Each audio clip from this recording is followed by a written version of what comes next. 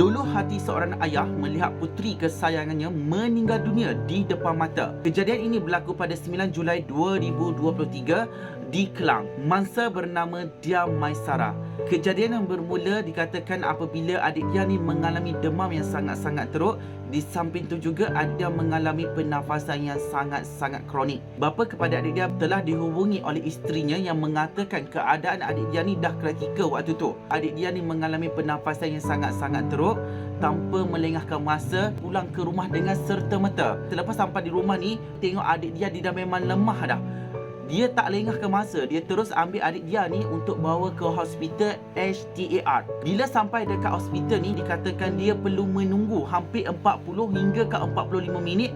Barulah kaki tangan hospital tu memaklumkan bahawa adik dia ni perlu dibawa ke bahagian pakar kanak-kanak. Bila sampai di bahagian pakar kanak-kanak, dimaklumkan juga perlu menunggu hampir 20 minit. Barulah doktor ni jumpa adik dia dan tengok keadaan adik dia ni. Apabila doktor sampai, adik dia dah memang dah lemah dah. Kadar oksigen adik dia ni dah memang dah rendah dah. Doktor ni apabila tengok keadaan adik dia dah lemah, dia angkat adik dia ni untuk letak di atas katil untuk ambil sampel darah, untuk cek lah bersama adik dia ni ada sakit apa-apa atau tidak lah. Pada waktu yang sama, sewaktu kaki tangan tu buat kerja nak ambil darah ni, adik dia ni merayu supaya jangan ambil darah sebab dia fobia dengan jarum. Dikatakan juga adik dia ni dia ada trauma dengan jarum disebabkan waktu kecil-kecil dulu dia mempunyai penyakit kuning. Adik dia ni sempat merayu kepada bapanya.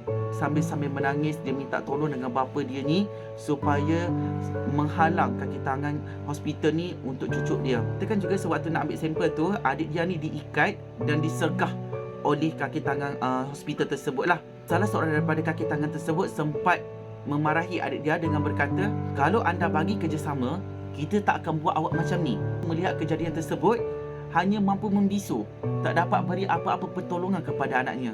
Pada waktu yang sama, melihat mesin oksigen tu, melihat keadaan adik dia ni, oksigen ni dah mendata dah. Dah tak ada dah turun naik ni, tak ada dah. Dah mendata dah, dan menandakan adik dia telah meninggal dunia sewaktu nak ambil sampel tersebut. Apabila kaki tangan hospital ni mendapati adik dia ni dah lemah dan memang dah tak ada oksigen tu, kaki tangan hospital ni meminta bapa kepada adik dia ni di bilik tersebut. Pasrah dah tahu anaknya meninggal, dia pun keluar daripada bilik tu tersebut.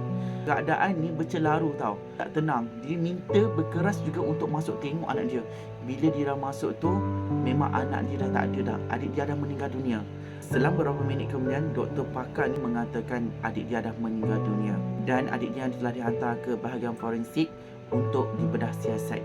Pihak forensik ni meminta bapa kepada adik dia ni untuk datang semula keesokan harinya pada pukul 8 pagi untuk bawa jenazah adik dia ni untuk dikebumikan. Keesokan paginya, bapa kepada adik dia ni datang ke bahagian forensik lah untuk tuntut mayat adik dia ni. Tanpa diduga, bedah siasat belum lagi dijalankan. Dan mengejutkan lagi, pihak hospital, pihak forensik ni mengatakan tiada laporan polis dibuat lagi dan meminta pergi membuat laporan dekat balai yang berdekatan. Tanpa melengahkan masa, pergi dekat balai yang berdekatan lah untuk buat laporan polis. Sampai je buat laporan ni, alangkah terkejutnya apabila mengetahui laporan telah dibuat oleh pihak hospital. Dan yang paling mengejutkan apabila dekat laporan tersebut mengatakan adik dia meninggal dunia sewaktu dalam perjalanan ke hospital. Marah dan sedih kenapa pihak hospital memasukkan punca kematian anaknya. Kes kematian adik dia ini masih lagi dalam siasatan polis sampailah sekarang ini.